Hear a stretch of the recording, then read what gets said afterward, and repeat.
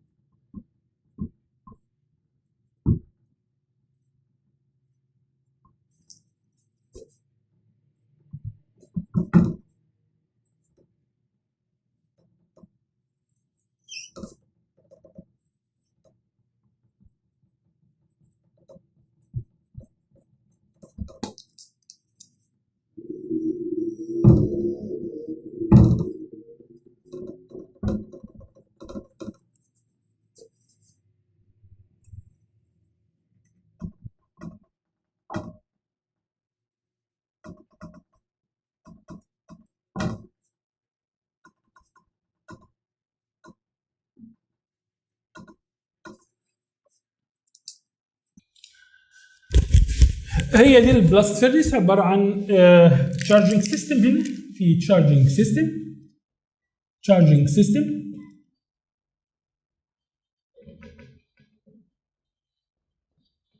والتشارجنج سيستم ده ممكن يبقى بيلت كونفير او سكيب كارز ده او ده.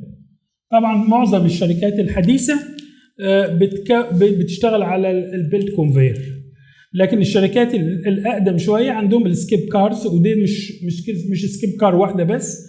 انا بتكلم عن السكيب كارز يعني اكتر من واحده. هنا كل واحده ممكن تاخد حاجه معينه في الاخر.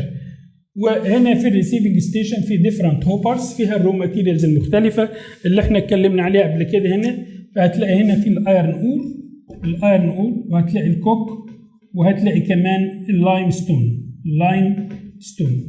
الكلام ده في الريسيفنج ستيشن ديفرنت هوبر، وبالتالي هتلاقي عربيه مثلا خاصه بالايرن اور، عربيه خاصه بالكوك، عربيه خاصه باللايم ستون، وبيتحرك مباشره على التشارجنج سيستم. هنا التشارجنج سيستم هنا في دبل بيل سيستم. ده الطريق الاقدم شويه. فهنا العربيه طبعا بتفرغ هنا في الغالب، بتفرغ الشحنه بتاعتها هنا او بتبقى في عن طريق شوت تفرغ هنا، يعني هنا يا اما هنا. واخدين بالكم؟ ففي الغالب ده بيبقى فيه الماتيريال سي ان ده هنا مثلا ايرن اور هنا مثلا بيبقى فيه كوك. واخدين بالكم؟ وتنزل الماتيريال في الفرن عن طريق بتبقى في صوره طبقات بالطريقه دي.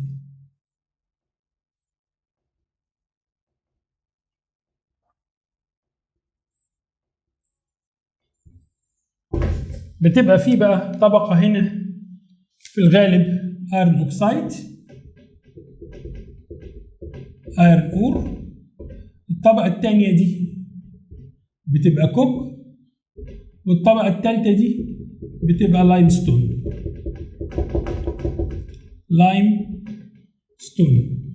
وهكذا بتتكرر. يعني هنا برضو الايرن اور، هنا برضو زي ما قلنا كوك، وهنا لايم ستون، وهكذا.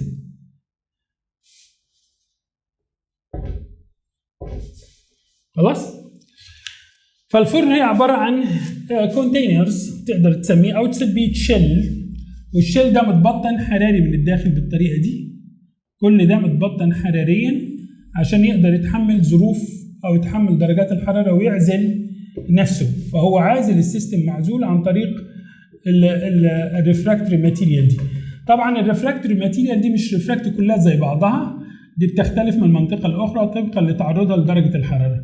فلما تبقى في درجه حراره اعلى هتلاقي لازم يبقى الماده اللي موجوده تقدر تتحمل درجه الحراره العاليه دي. واخدين بالكم؟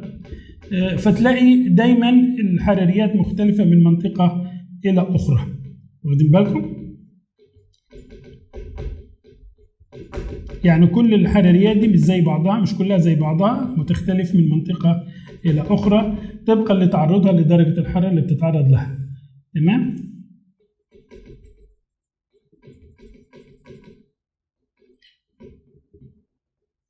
تمام. المنطقة دي من أول هنا لهنا لنهاية، يعني بعد نهاية الشوت ده بمتر، الحتة دي كل ده بيسموه الستاك أو الشفط، الاتنين يا ده يا الستاك يا الشفط. يبقى دي المنطقة لغاية هنا اللي احنا بنسميها الستاك، من أول بعد عملية التشارجنج سيستم بمتر تقريبا، لأن عند التشارجنج ده بيسموه زيرو ليفل من البردنج. خلاص؟ هنا ده بيسموه زي ما قلنا الستاك. الجزء الثاني ده بيسموه البيلي. الجزء الثالث ده بيسموه البوش. الجزء الرابع ده بيسموه الهارت.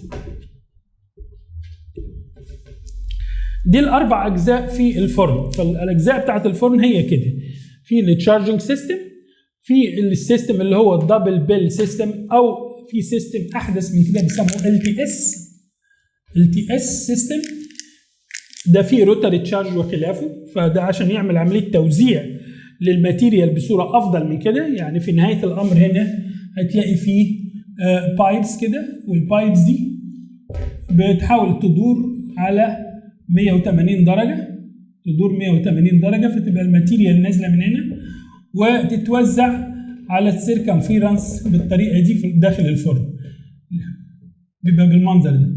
فالماتيريال هو بيوزعها عشان بيمنع عمليه السجريجيشن. سواء ده او سواء ده وات ايفر، الماتيريال في الاخر لازم هتخش في الفرن في صوره طبقات، مش كلها داخله مع بعضها، مش اللايم في الايرن اور في الكوك مش كله مع بعضه، كل طبقه مختلفه عن الطبقه الاخرى. المنطقه الاولانيه زي ما قلنا دي عباره عن الستاك. المنطقه الثانيه هنسميها بيلي اريا، المنطقه الثالثه بوش، والمنطقه الرابعه اسمها الهرت. اما البايبز اللي انت شايفها دي بيسموها الباستل تيوب، ديت بيسموها باستل تيوب، وده بيسموه التايرز. الجزء ده بيسموه التايرز. تمام. اما في الهرت في تو تابنج هول. الاولاني ده بيسموه الايرن تابنج هول، الثاني ده بيسموه السلاج تابنج هول. طبعا السلاج او مستوى اعلى شويه من مستوى الحديد، لان الحديد في السبيسيفيك جرافيتي اتقل، وبالتالي هو اللي بينزل تحت والسلاج بيبقى فوق منه. ففي الغالب هنا السلاج بيبقى بالطبقه دي، هنا ده بتبقى طبقه السلاج. تمام. اما ده بقى بيسموه الستوف هاوس. هنعرف اهميته. هنا في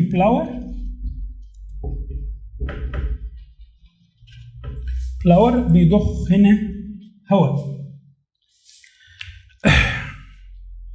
دي الفرن ودي مشتملاتها، وزي ما هتشوف دلوقتي هنشرح ايه اللي بيحصل في جوه الفرن. لكن احنا كده الدروينج وده الفرن اللي احنا بنتكلم عليها. في هنا شويه حاجات لازم تخلي بالك منها. في دايما السبيكس بتاعت الفرن بتتكلم عن الزاويه دي وعن الزاويه دي. الزاويه دي بيسموها الستاك انجل، والزاويه دي بيسموها البيلي انجل. الزاويه دي بين جسم الفرن ما بين البيلي اريا ديت بيسموها البيلي انجل او البوش انجل. بيلي انجل او البوش انجل. وعن طريق الزوايا دول وتحديدهم بتتحدد الفرن، وده بيدي فكره عن how the material is flow, how the solid material flow inside the furnace. بمعنى دول بيشكلوا او بيدوا فكره عن حركه المواد او حركه الشحنه الصلبه هي بتتحرك في الرحله بتاعتها من فوق لتحت. فالزوايا دي كل ما تبقى زوايا حاده شويه، يعني كل ما تبقى الزاويه قريبه من الزاويه القائمه، كل ما يبقى حركه الماتيريال دي حركه اقوى. طبعا هو مش عايزين لا الحركه الاقوى ولا الحركه البطيئه، لازم تبقى حركه محسوبه بحيث تضمن حركه البردن من فوق لتحت بسهوله ويسر، وعدم تكوين مناطق بيبقى فيها ستاجننت او تبقى الماتيريال واقفه ما تتحركش. فالزاويتين دول هم بيحددوا من ضمن المواصفات الهامه في الفرن. كمان في الفرن في ارتفاعات تخلي بالك منها، ده بيسموه الستاك من هنا لهنا، ده بيسموه الستاك هايت، ده بيسموه ستاك هايت. في كمان الوركينج هايت، او حتى خلينا نمسح شويه ولا لا مش هينفع. خلينا نشوف كده هنا من اول نهايه الشحن او من نهايه زيرو ليفل من ناحيه البردن، او بعد الشوط تقريبا بمتر لغايه نهايه الستاك اللي هي المنطقه دي، ده بيسموها زي ما قلنا ستاك هايت او ستاك فوليوم. الفرن الجزء ده من الفرن ده بيسموه ستاك فوليوم. الهايت الثاني اللي هو يبدا برضو من نفس النقطه لغايه البيلي. فين البيلي؟ ادي منطقه البيلي اللي هي عندها التاير دي بيسموها الوركينج هايت، يعني لغايه هنا كده لغايه الحته دي كل ده بيسموه ده الوركينج هايت او الوركينج فوليوم، الاثنين هايت او فوليوم. ده واحده. الحاجه الثانيه من ناحيه التابنج، من اول التابنج الليفل بتاع التابنج ده من هنا كده لغايه برضو نفس المستوى اللي هو الزيرو ليفل، ده بيسموه الانر، ده بيسموه الانر فوليوم او الانر هايت والانر فوليوم، انر فوليوم. اما التوتال هايت ده بيبدا من هنا برضو من الزيرو لغايه المستوى اللي هو نهايه الطبقه الحراريه او اخر طبقه حراريه في الفرن، ده بيسموه التوتال فوليوم. يبقى احنا عندنا الفوليومز بتاعت الفرن عباره عن 3 فوليوم بيبقى معروفين بيبقى محددين. اولا الستاك فوليوم، ستاك فوليوم او ستاك هايت لو عايز تاخد فكره عن الفرن. في كمان الوركينج هايت او الوركينج فوليوم والوركينج هايت، وفي الانر فوليوم والانر هايت، وفي التوتال فوليوم وبرده التوتال هايت. دول الاربع حاجات. الستاك فوليوم احنا نهايه الستاك اللي هي هنا لغايه البردن تحت الشوط بمتر. الوركينج فوليوم لغايه التايري، من اول التايري انت وطالع لفوق لغايه برده الزيرو ليفل. الانر فوليوم لغايه التاب، من اول التاب ليفل التاب بتاعت المعدن لغايه برده الزيرو ليفل بتاع البردن. التوتال فوليوم هو بدايه الارتفاع من البردن ليفل لغايه اخر طبقه من الحراريات من اعلى. ديت الفوليوم المختلفه بتاعت الفرن. وفي الغالب لما بتحط السبيكس بتاعت الفرن بيتكلموا عن التوتال فوليوم، يعني لما هتشوف السبيكس بتاعت الافران هو بيتكلم عن التوتال فوليوم. ده الفرن ودي مشتملاته ودي مكوناته. ايه الفانكشن بتاع التشارجنج سيستم؟ التشارجنج سيستم الفانكشن بتاعته ان هو يشحن الماتيريال المختلفه دي جوه الفرن. الفرن دوره ايه؟ عمليه الريدكشن وعمليه السميلتنج. يبقى الفرن الدور بتاع الفرن هو عمليه الريدكشن وعمليه السميلتنج. الستوف هاوس دوره ان يعمل بلاست اير او بيكون غاز سخن بيديه للفرن. ادي الفانكشنز المختلفه بتاعت الثري ارياز. طيب نشرح او خلينا نقف لغايه ده هنا، نرجع تاني هنا بنتكلم عن الهيستوريكال، الجزء بتاع الهيستوريكال، وبعدين هنرجع تاني للافران. لكن خلينا نشوف احنا ده الدرونج بتاع الافران. عايز اتكلم شويه عن الاوكسيلري بتاع الافران. الاوكسيلري للافران لازم الافران يبقى زي ما احنا قلنا فيها الباستل تيوب، ولازم يبقى فيها الستوف هاوس، لازم يبقى عندنا التشارجنج سيستم، لازم عندنا يارد او رو ماتيريالز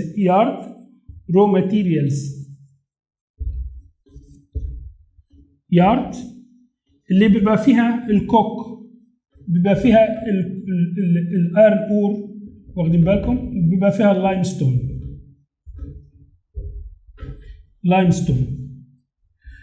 لازم يبقى عندنا اكسجين بلانت في الفتره الاخيره بدل الاير، ويبقى عندنا الكوك اوفن، ويبقى عندنا كمان غير البلانت الاكسجين بلانت والكوك اوفن في ووتر تريتمنت بلانت، هنعرف ليه برضو ووتر تريتمنت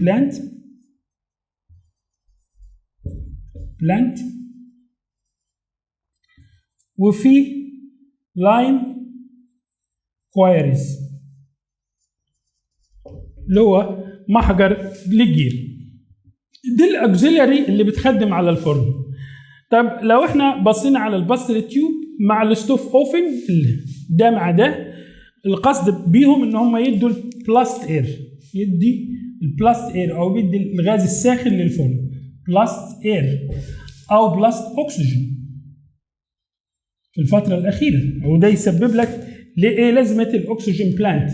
طبعا الاكسجين بلانت هيبقى افضل شويه من الاير العادي، لان الاير العادي هيبقى فيه نيتروجين كتير.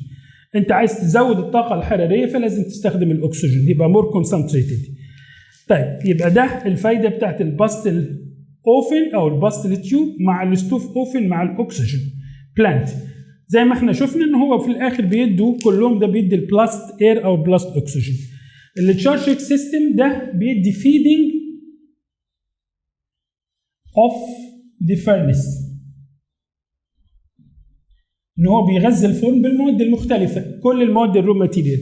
الاكسجين بلاست خلصناه. الكوك اوفن بتحول الكول الى كوك، في اختلاف بين الاثنين هنتكلم عليه بعد شويه. ووتر تريتمنت بلانت، ايه ده لازمه الووتر تريتمنت بلانت؟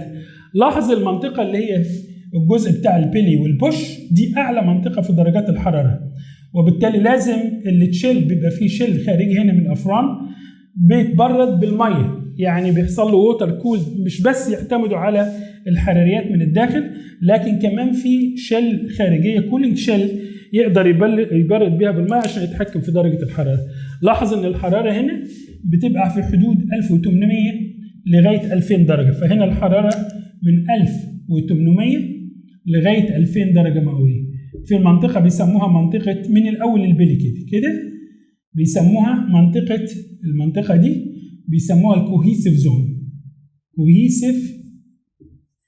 زون. والمنطقه دي منطقه الحراره بتاعتها عاليه جدا.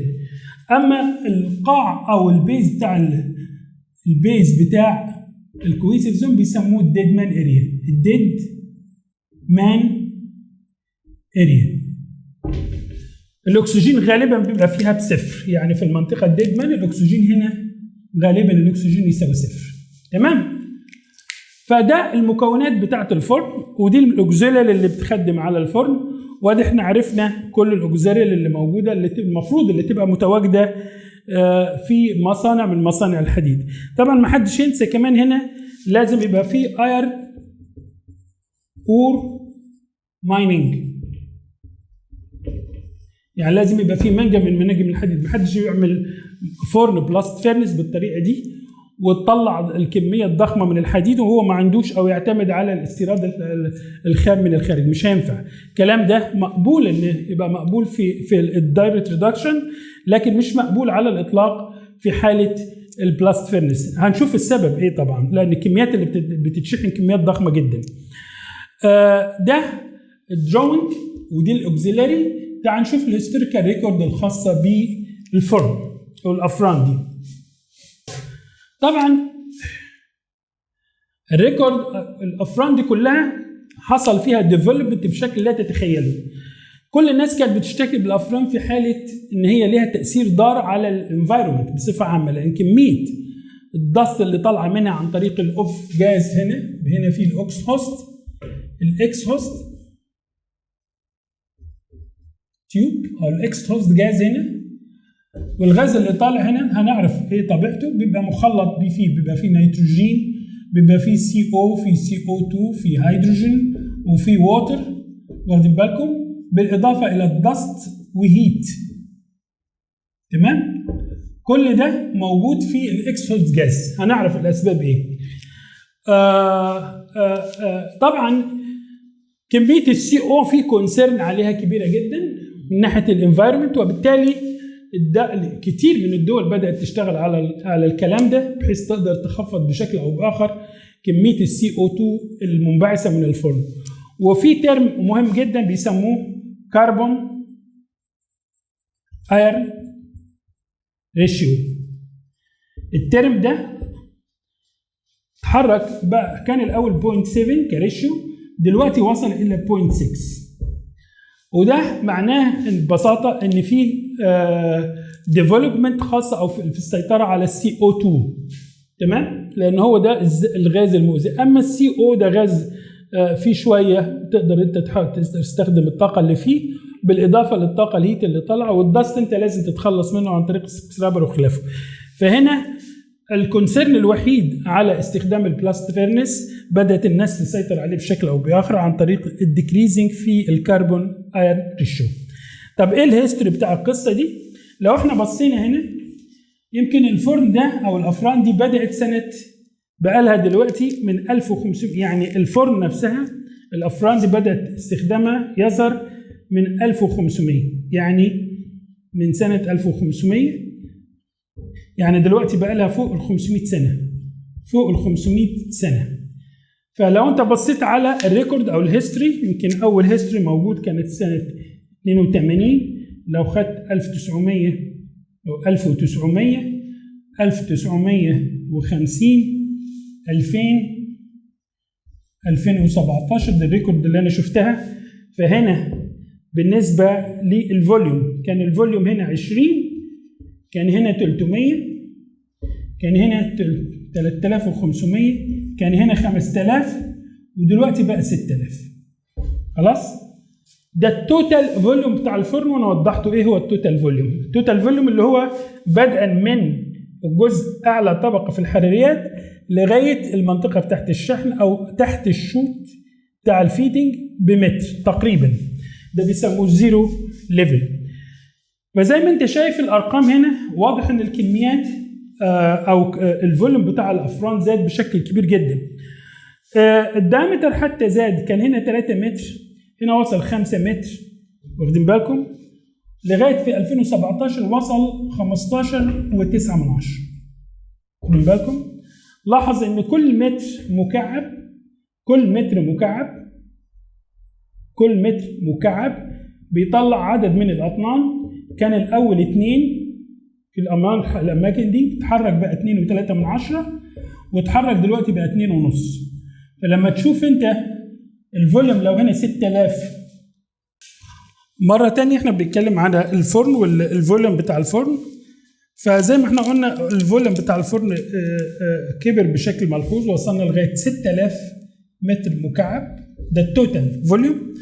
وبالتالي زي ما انا قلت كان المتر المكعب بيعمل 2 طن، دلوقتي اصبح في شيفتنج لغايه بيعمل المتر المكعب 2.5. لما تضرب 2.5 في 6000 فمعناها انه يقدر يطلع حوالي 16000 طن في اليوم. زي ما انا قلت الكباسيتي بتاعت الافران دلوقتي بقت كبيره جدا في بلاد زي جيرماني، تشاينا، وفي روسيا. دي ركبوا افران حديثه في الفتره الاخيره. وبالنسبه لشاينا عملت فرن بتدي 17000 طن في اليوم، 17300 طن في اليوم، في حين في المانيا ركبوا فرن بتعمل 12400، وهنا برضو بتعمل 12000. الارقام دي اوريدي اتشيفد وموجوده في بعض المصانع، نظرا زي ما انا قلت الفوليوم كبر بشكل او باخر، والدايمتر كبر بالطريقه اللي انت شفتوها، وصل لغايه 15 متر و9 كدايمتر. هو طبعا الامور افيشنت ومور لوجيك ان هو يرفع او يزود الدايمتر عن الهايت. بالنسبه للهايت بتاع الافران دلوقتي اصبح الافران في الهايت بتاعها بيوصل من 30 لغايه 35 متر. ده للفرن بس، يعني الجزء بتاع الفرن ده بس، واخدين بالكم؟ لكن اجمالي الهايت على البلانت ممكن يوصل لغايه 100 او 105 او 110 طن، لان عليها بيبقى فيه التشارجنج سيستم وحاجات كتير جدا. ده بالنسبه للدروينج الاوكسيلري. دي الهيستوريكال ريكورد اللي احنا بنشوفها. فالهيستوريكال ريكورد زي ما انتم شايفينها النهارده تمثل البلاست فيرنس، والطريق بتاع البلاست فيرنس اللي بيوصل للستيل بيمثل 70% من انتاج الصلب في العالم. يعني لو احنا قلنا الستيل، الكرود ستيل اللي بينتج، الكرود ستيل بينتج من طريقين، البلاست فيرنس والبي او اف، واخدين بالكم؟ وفي الاخر عشان يدي الستيل. وفي طريق الثاني اللي هو الدايركت ريدكشن مع الالكتريك ارك فيرنس، واخدين بالكم؟ او السكراب مع الالكتريك ارك فيرنس بيدي الستيل. ده يمثل 60% من انتاج الكرود ستيل، وده يمثل بين 30 ل 40%. ده يمثل من 30 ل 40%. واضح؟ فما زالت البلاست فيرنس بتلعب دور كبير جدا في كميات الاطنان المنتجه من الصلب عن طريق هذا الروت. فالطريق ده مش ما حدش يتصور انه في يوم من الايام هيتلغي زي ما اتلغينا احنا هنا في مصر. لا بالعكس، ده هيطوروه، يتطور اكتر واكتر. وما زلنا بنشوف لغايه سنه 2020 ركبت الفرن الاخيره اللي انا بتكلم عليها في الصين، اللي بتعمل عمليه 17300 طن في اليوم. طيب اذا كان الطريق ده ابروفد، واذا كان ده الطريق بيمثل 70% من الانتاج بتاع الصلب في العالم، خلينا نشوف ايه المواد المستخدمه اللي بتدي الكم الهائل ده من الانتاج. هنشوف الرو ماتيريال. والرو ماتيريال هنا، الرو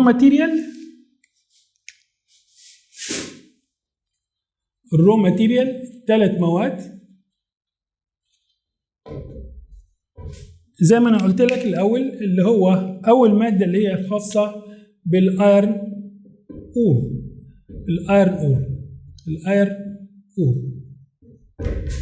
والايرن اور ده لازم يبقى فيه بعض الصفات المفروض او بعض الكاركترستيك المفروض يحققها، بعد سبيكس، بعد كواليتي سبيكس should be achieved او should be comply with the standard اللي هو needed مع الاوبريشن.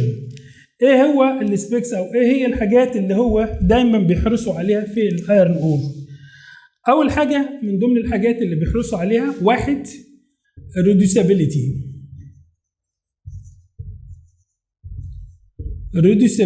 اللي هي how fast the material lose the oxygen. قد ايه الماده دي تقدر تتخلص من الاكسجين او تخلص من الاكسجين. فالريدوسابيلتي قد ايه الماده دي عندها القدره على ان هي تتخلى عن الاكسجين بتاعها. ومعروف احنا عندنا يمكن بعض الرو ماتيريال المستخدمه زي الهيماتايت مثلا 2O3، وعندنا الاف اي 3O4، والوستايت اللي هو FeOX. الاكس بالمناسبه هنا بين 0.4 ل 0.9. ده نوت ستوشيومتريك، نوت ستوشيومتريك. المواد ديت سهله، easy to reduce، يعني سهله ان هي يحصل لها اختزال، ان هي تتخلص من الاكسجين بتاعها. في حين الوستايت ده بيسموه الوستايت بيبقى فيه صعوبه الى حد كبير في عمليه نزع الاكسجين منه. ده اكتر صوره من الصور اللي هي بتقاوم عمليه نزع الاكسجين. فهل الماتيريال دي كلها من هنا؟ هل الماتيريال دي كلها من هنا؟ هي دي اللي بتحدد how the material is easy to reduce. فالريدوسابيلتي ده من ضمن العوامل المهمه جدا في الخام المستخدم في عمليه انتاج الحديد. الحاجه الثانيه او العامل الثاني اللي هو السترينث. ثاني عامل السترينث، او ممكن تسميه الكولد سترينث. وهنا احنا بنجيب يا اما الكومبريسيف سترينث او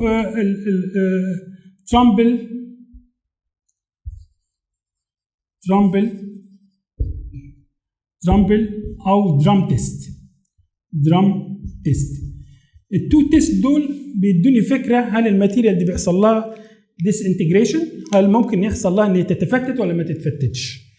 فالكولد سترينث ده مهم جدا. بنحدد الماتيريال دي تقدر انت تقاوم الابريشن، تقاوم الديس انتجريشن ولا لا. فعن طريق الحاجتين دول نقدر نعرف من التو تيست قد ايه الماتيريال دي في الكولد سترينث. برضو 3 الهاي تمبريتشر سترينث، ودي في الغالب بتستخدم في حاله البلت المستخدم في الدي ار اي. برضو ده من ضمن العوامل. ادي عامل، ادي الثاني، ادي الثالث، في عامل رابع اللي هو الجرين سايز ديستريبيوشن. في الماتيريال دي المفروض يبقى with narrow range of grain size distribution. خلاص؟ يعني في الغالب لو كان لمب بيبقى في الغالب من 10 ل 50، تمام؟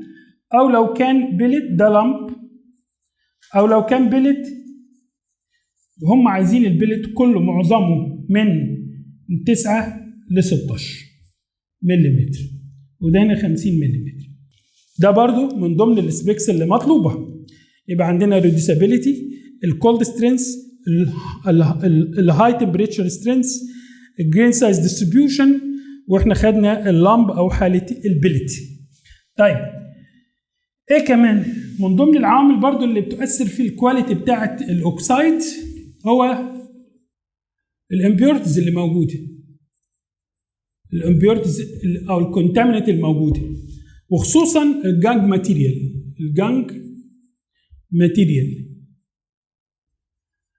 ماتيريال يقصد بها المواد مش حديديه، مش فلزيه او غير حديديه. في الغالب هي بتبقى الالومنيوم، بيبقى السيليكون اوكسايد، والمغنيسيوم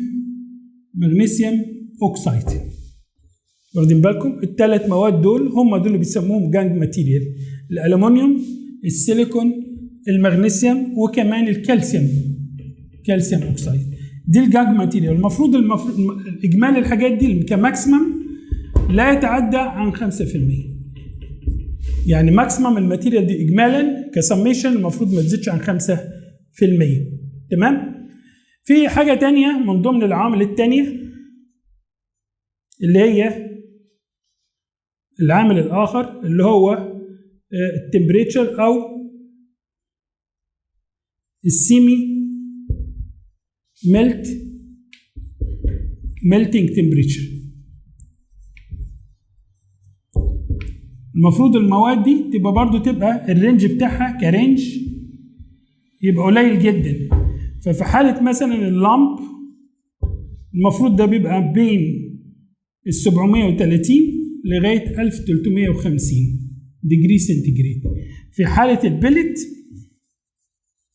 المفروض بين 1000 ل 1350 درجة. فالرينج ده بتاع درجة الحرارة وانس ان الماتيريال تبقى سيمي فيوزد ماتيريال، ميلت ماتيريال، الرينج ده اللي بتتحرك فيه المادة من الحالة الصلبة كومبليت سوليد لغاية ما تبقى عجينة اللي هي بيبقى في بداية الكوهيسيف اريا لغاية ما تبقى ميلتنج. الرينج ده المفروض يبقى ما يبقاش واسع، لما يبقى واسع تبقى مشكلة، لكن لما يبقى ضيق بالطريقة دي بيأثر على الكوهيسيف زون اريا او على الهايت بتاع الكوهيسيف زون، فده بيبقى مفضل. وبالتالي في حالة اللامب المفروض لا يتعدى من 730 لغاية 1350، وفي حالة البلت من 1000 لغاية 1350. بمعنى ايه؟ المنطقة دي مثلا 1800 2000 لو كان هو لامب ممكن توصل لغاية درجة الارتفاع هنا ممكن يوصل معاك لغاية الجزء ده، يعني لأن هنا ممكن تبقى مثلا 1400 1500 درجة لغاية ما توصل للرقم هنا. فإذا ده بيحدد قد إيه الماتيريال دي هيحصل لها ريدكشن في اريا قد إيه، في ارتفاع قد إيه. او من حركه الماده من بعد ما تتحول من حاله السوليد الى الحاله الفيوزد الى الحاله الكومبليت ليكويد، هي دي الكميه وهو ده الارتفاع اللي بنتكلم عليه احنا هنا.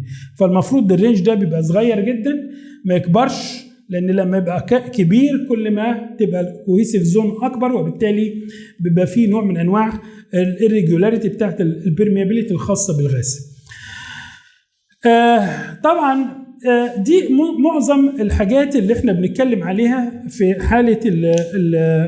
في حاله الماتيريال لما تبقى لها مواصفات محدده ومعروفه، والمفروض هذه الصفات او هذه الخواص المفروض تبقى متحققه، ما نروحش نجيب ماتيريال وخلاص. طبعا الماتيريال في الواقع مش هي كلها كده، مش هتحقق الكلام ده، فلازم الاوكسايد هيجي لك من الماين في حاجات كتير من المشاكل اللي موجوده. ايه انواع الخامات او ايه انواع الايرن اور اللي موجوده؟ الايرن اور اللي موجود في اشهر حاجه هو الهيماتايت. والهيماتايت ده الرمز بتاعه O3، وده بيبقى نسبه الحديد فيه تقريبا حوالي 70%. في الماجنيتايت الرمز بتاعه Fe3O4، ونسبة الحديد فيه هنا بتوصل إلى 72%. في الليمونايت ده عبارة عن 2Fe2O3 3H2O، ويبقى نسبة الحديد هنا فيه تقريبا 60%. في السيدرايت وده عبارة عن FeCO3، ونسبة الحديد فيه حوالي 63%. في كمان بايرايت. البايرايت عبارة عن FeS2، ونسبة الحديد فيه تقريبا حوالي 43.4%.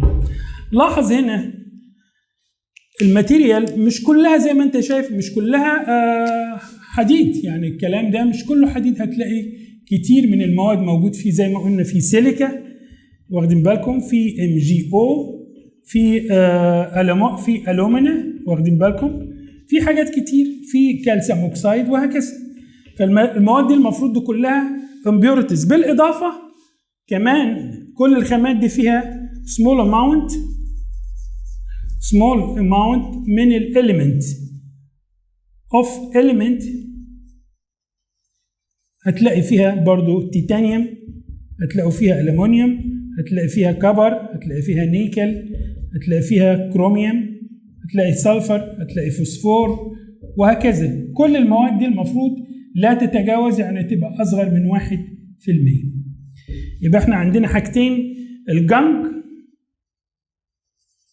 ماتيريال المفروض تبقى أقل من 5%، وكل المواد الأخرى دي المفروض تبقى كإليمنت أقل من 1%. طيب هل الحديد أو خامات الحديد اللي بتجينا كلها من دي؟ طبعا مش كلها كده، لا، دي جزء هيبقى فيه من ده ومن ده ومن ده. ده عبارة عن خليط ميكتشر من الحاجات دي كلها، بس الميجر هو ده. والحديد ما بياخدوش، احنا بناخدوش من اول ما يطلع من البان ويجي لك، يعني انت ما تجيبوش من الجبل تقول خد اشتغلوا طلعوا لنا حديد، الكلام ده ما بيحصلش. وان لازم كل المواد دي بتمر بمراحل معينه لعمليه، الهدف منها عمليه التنقيه وعمليه رفع قيمتها وتركيز الحديد فيها عشان يوصل للنسبه اللي انا كتبتها دي. اذا ايه اللي بيحصل في الماتيريال دي؟ الماتيريال دي بيحصل حاجه اسمها البينيفيسيشن.